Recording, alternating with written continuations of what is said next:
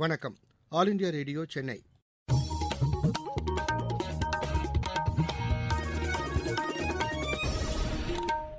மாநிலச் செய்திகள் வாசிப்பவர் ரெங்கநாதன். தலைப்புச் செய்திகள். தமிழகத்தில் அடுத்த 2 தினங்களுக்கு மழை நீடிக்கும் என்று வானிலை ஆய்வு மையம் கூறியுள்ளது. சென்னை, திருவள்ளூர் உட்பட 13 மாவட்டங்களுக்குட்பட்ட ஒரு சில பகுதிகளில் கனமழைக்கு வாய்ப்புள்ளதாகவும் தெரிவிக்கப்பட்டுள்ளது. வரைவு வாக்காளர் பட்டியல் இன்று வெளியிடப்படுகிறது. மருத்துவ படிப்பு மாணவர் சேர்க்கைக்கான தரவரிசை பட்டியல் இன்று வெளியிடப்படுகிறது. பீகார் முதலமைச்சராக திரு நிதிஷ்குமார் இன்று பதவியேற்கிறார். கேரி சேலஞ்சர் டென்னிஸ் போட்டி இறுதியாட்டத்தில் இந்தியாவின் குன்னேஸ்வரன் தோல்வியடைந்தார். இனி விரிவான செய்திகள். தமிழகத்தில் அடுத்த 2 தினங்களுக்கு மழை நீடிக்க வாய்ப்புள்ளதாக சென்னை வானிலை ஆய்வு மையத்தின் இயக்குநர் திரு புவியரசன் கூறியுள்ளார். எமது செய்தியாளரிடம் இதனை தெரிவித்த அவர், சென்னை, திருவள்ளூர், காஞ்சிபுரம் உட்பட 13 மாவட்டங்களுக்குட்பட்ட ஒரு சில இடங்களில் கனமழைக்கு வாய்ப்புள்ளதாக கூறினார். குமரிக்கடல் பகுதியில் நிலவும் வளிமண்டல மேலடுக்கு சுழற்சி வட தமிழகம் வரை நீடிப்பதன் காரணமாக அடுத்த 2 நாட்களுக்கு தமிழகத்தின் உள் மாவட்டங்களில் அநேக இடங்களில் லேசானது முதல் மிதமான மழையும், கடலோர மாவட்டங்கள் புதுவை, காரைக்கால் பகுதிகளில் மிதமான மழையும், சென்னை, திருவள்ளூர், காஞ்சிபுரம், செங்கல்பட்டு, விழுப்புரம், தஞ்சாவூர், திருவாரூர், நாகப்பட்டினம், மயிலாடுதுறை, ராமநாதபுரம், திருநெல்வேலி, தூத்துக்குடி மாவட்டங்களில் ஓரிரு இடங்களில் இடிமின்னலுடன் கூடிய கனமழை பெய்யக்கூடும். சென்னை மற்றும் புறநகர் பகுதிகளில் வானம் பொதுவாக மேகமூட்டத்துடன் காணப்படும். நகரின் சில பகுதிகளில் இடிமின்னலுடன் கூடிய கனமழை பெய்யக்கூடும். அதிகபட்ச வெப்பநிலை 30 டிகிரி செல்சியஸ், குறைந்தபட்சம் 25 டிகிரி செல்சியஸ் ஒட்டி இருக்கும். இதற்கிடையே சென்னை மற்றும் அதனை சுற்றியுள்ள பகுதிகளில் நேற்றிரவு முதல் விட்டுவிட்டு மழை பெய்து வருகிறது.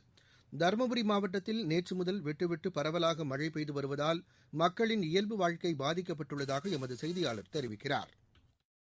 தருமபுரி மாவட்டத்தில் கடந்த சனிக்கிழமை முதல் பல்வேறு பகுதிகளில் பரவலாக மழை பெய்து வருகிறது. தீபாவளி பண்டிகையான சனிக்கிழமை மழை குறைவான நிலையில் மீண்டும் ஞாயிற்றுக்கிழமை அதிகாலை முதல் தொடர்ந்து விட்டுவிட்டு லேசான மழை தருமபுரி மாவட்டத்தின் பல்வேறு பகுதிகளிலும் பெய்து வருகிறது. தருமபுரி, நல்லம்பள்ளி, பென்னாகரம், பாலக்கோடு, காரிமங்கலம், அரூர், பாப்பிரெட்டிப்பட்டி உள்ளிட்ட அனைத்து பகுதிகளிலும் தற்போதும் விட்டுவிட்டு லேசான மழை பெய்து வருகிறது. இதன் காரணமாக பொதுமக்களின் இயல்பு வாழ்க்கை பாதிக்கப்பட்டுள்ளது. தருமபுரியில் இருந்து தண்டபாணி.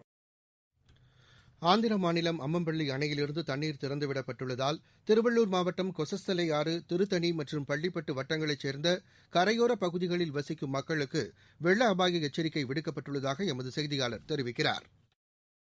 தொடர்ந்து பெய்து வரும் கனமழை காரணமாக ஆந்திர மாநிலம் கிருஷ்ணாபுரம் அம்மம்பள்ளி அணையிலிருந்து நேற்று இரவு 950 கன அடி தண்ணீர் திறந்துவிடப்பட்டுள்ளது.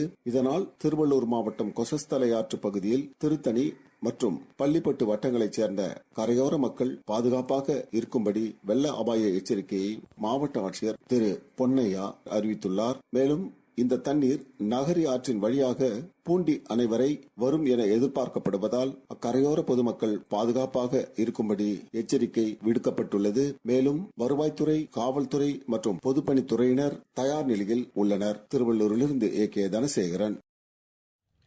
பத்திரிகையாளர்களின் நலனுக்காக தமிழக அரசு பல்வேறு திட்டங்களை செயல்படுத்தி வருவதாக முதலமைச்சர் திரு எடப்பாடி பழனிசாமி கூறியுள்ளார்.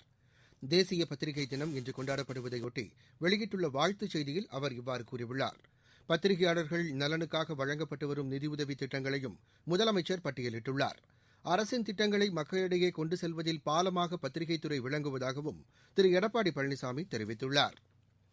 கோவிட்-19 பரவலை கட்டுப்படுத்துவதற்காக மருத்துவர்கள், செவிலியர்கள் மற்றும் மருத்துவம்சார் பணியாளர்களின் பணி பாராட்டுதலுக்குரியது என மக்கள் நல்வாழ்வுத்துறை அமைச்சர் டாக்டர் விஜயபாஸ்கர் கூறியுள்ளார்.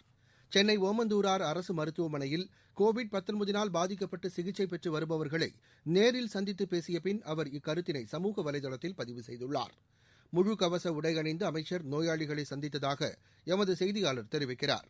இதற்கிடையே இந்த நோய் தொற்று பரவலை மேலும் கட்டுப்படுத்த பொதுமக்கள் கூடுதல் கவனத்துடன் செயல்பட வேண்டும் என்று மக்கள் நல்வாழ்வுத்துறையின் முதன்மைச் செயலர் டாக்டர் ராதாகிருஷ்ணன் கூறியுள்ளார்.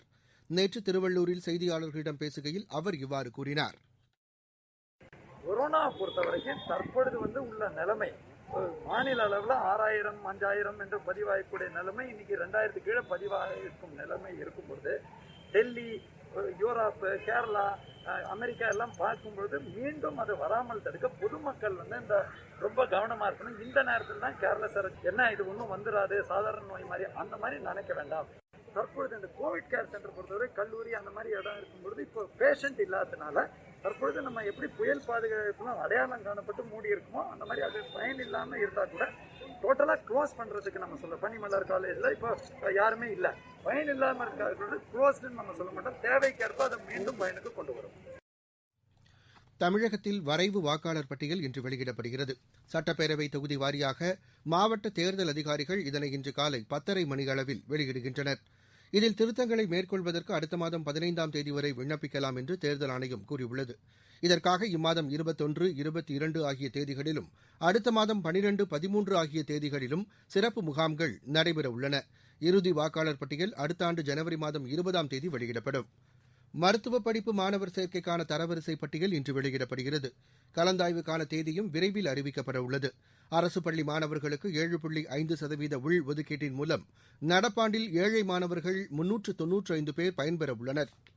நீங்கள் கேட்டுக்கொண்டிருப்பது ஆல் இண்டியா ரேடியோவின் மாநில செய்தி அறிக்கை.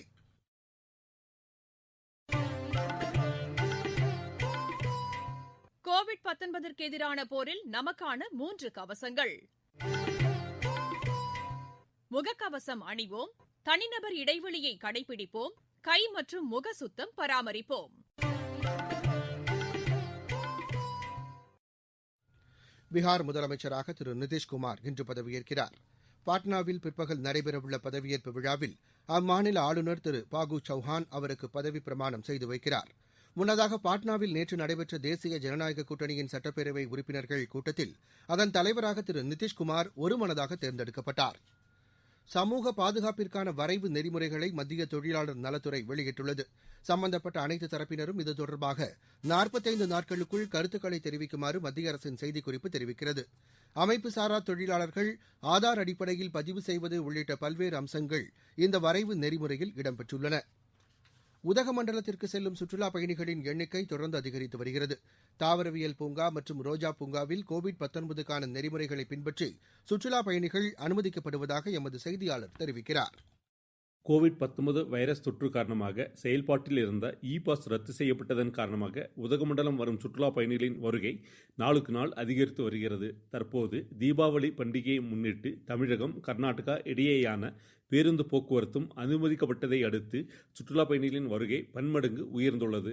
உதகமண்டலத்தில் தாவரவியல் பூங்கா மற்றும் ரோஜா பூங்காக்கள் சிறப்பாக பராமரிக்கப்பட்டுள்ளதன் காரணமாக சுற்றுலாப் பயணிகள் ஆர்வத்துடன் பார்வையிட்டு வருகின்றனர். சுற்றுலாப் பயணிகள் பாதுகாப்பை உறுதி செய்கின்ற வகையில் பூங்காவிற்கு வரும் சுற்றுலாப் பயணிகள் அனைவரின் உடல் வெப்பநிலை சோதிக்கப்பட்டு கிருமி நாசினி மூலம் கை கழுவிய பின்னரே அனுமதிக்கப்பட்டு வருகின்றனர். முகக்கவசம் அணியாதவர்கள் அனுமதிக்கப்படாத நிலையில் சுற்றுலாப் பயணிகள் பூங்காவில் சமூக இடைவெளியை பின்பற்றப்படுவதை கண்காணிப்பு கேமரா மூலம் கண்காணிப்பதுடன் ஆங்காங்கே பாதுகாவலர்கள் மூலம் அறிவுறுத்தப்பட்டு வருகின்றனர். உதகமண்டலத்திலிருந்து என் மயில்வாகன். இருவரிச் செய்திகள். சர்வதேச சந்தையில் கச்சா எண்ணெயின் விலை பீப்பாய் $43 உள்ளது. சர்வதேச சகிப்புத்தன்மை தினம் இன்று கடைபிடிக்கப்படுகிறது. தில்லியில் மேற்கொள்ளப்பட்டு வரும் கோவிட்-19 தடுப்புப் பணிகள் குறித்து மத்திய உள்துறை அமைச்சர் திரு அமித் ஷா தலைமையில் நேற்று உயர்நிலைக்குழு கூட்டம் நடைபெற்றது. மத்திய தகவல் தலைமை ஆணையர் திரு யஷ்வர்தன் குமார் சின்ஹா, பிரதமர் அலுவலக இணையமைச்சர் திரு ஜிதேந்தர் சிங்கை நேற்று சந்தித்து பேசினார். மேற்கு வங்கத்தைச் சேர்ந்த பழம்பெரும் நடிகர் சௌமித்ரா சாட்டர்ஜி மறைவுக்கு குடியரசுத் தலைவர் திரு ராம்நாத் கோவிந்த், பிரதமர் திரு நரேந்திர மோடி உட்பட பலர் இரங்கல் தெரிவித்துள்ளனர். மகாராஷ்டிராவில் வழிபாட்டுத் தலங்கள் இன்று முதல் திறக்கப்படுகின்றன. பட்டாசு வெடிப்பதற்கான விதிமுறைகளை மீறியதற்காக சென்னை நீங்கலாக மாநிலத்தின் இதர பகுதிகளில் 599 வழக்குகள் பதிவாகின. நாமக்கல் மாவட்டத்தில் முகக்கவசம் அணியாமல் வாகனங்களில் சென்ற 260 பேருக்கு கோவிட்-19க்கான விழிப்புணர்வு அறிவுரைகள் வழங்கப்பட்டன. துபாயிலிருந்து சென்னை வந்த 2 பயணிகளிடமிருந்து 42 லட்சம் ரூபாய் மதிப்பிலான தங்கம் மற்றும் வெளிநாட்டு பணம் பறிமுதல் செய்யப்பட்டது. இது தொடர்பாக ஒருவர் கைது செய்யப்பட்டுள்ளார். சென்னை மாநகராட்சிக்குட்பட்ட பகுதிகளில் நேற்று 272 காய்ச்சல் முகாம்கள் நடைபெற்றன. விளையாட்டுச் செய்திகள். கேரி சேலஞ்சர் டென்னிஸ் போட்டியின் இறுதியாட்டத்தில் இந்தியாவின் குன்னேஸ்வரன் தோல்வியடைந்தார். ஆஸ்திரேலியாவுக்கு எதிரான கிரிக்கெட் போட்டியில் பங்கேற்பதற்காக சிட்னி சென்றுள்ள இந்திய அணி நேற்று தீவிர பயிற்சியில் ஈடுபட்டது. இந்த அணியில் இடம்பெற்றுள்ள தமிழகத்தைச் சேர்ந்த வேகப்பந்து வீச்சாளர் நடராஜனும் பயிற்சியில் ஈடுபட்டார். கோவிட்-19 காரணமாக தடைபட்டுள்ள உலக டெஸ்ட் கிரிக்கெட் சாம்பியன் போட்டியின் இறுதியாட்டத்தில் பங்கேற்பதற்கான அணிகள் அவர்கள் பெற்ற புள்ளிகளின் அடிப்படையில் இறுதி செய்வதற்கு ஐசிசி பரிசீலித்து வருகிறது. இந்திய கிரிக்கெட் அணியின் தேர்வுக்குழுவுக்கான 3 உறுப்பினர்கள் பதவிக்கு அஜித் அகார்கர், சேட்டன் சர்மா, மணீந்தர் சிங், சிவ் சுந்தர் தாஸ் ஆகியோர் விண்ணப்பித்துள்ளனர். மீண்டும் தலைப்புச் செய்திகள். தமிழகத்தில் அடுத்த 2 தினங்களுக்கு மழை நீடிக்கும் என்று வானிலை ஆய்வு மையம் கூறியுள்ளது. சென்னை, திருவள்ளூர் உட்பட 13 மாவட்டங்களுக்குட்பட்ட ஒரு சில பகுதிகளில் கனமழைக்கு வாய்ப்புள்ளதாகவும் தெரிவிக்கப்பட்டுள்ளது. வரைவு வாக்காளர் பட்டியல் இன்று வெளியிடப்படுகிறது. மருத்துவ படிப்பு மாணவர் சேர்க்கைக்கான தரவரிசை பட்டியல் இன்று வெளியிடப்படுகிறது. பீகார் முதலமைச்சராக திரு நிதிஷ்குமார் இன்று பதவியேற்கிறார். கேரி சேலஞ்சர் டென்னிஸ் போட்டி இறுதியாட்டத்தில் இந்தியாவின் குன்னேஸ்வரன் தோல்வியடைந்தார். இத்துடன் இந்த செய்தி அறிக்கை நிறைவடைந்தது.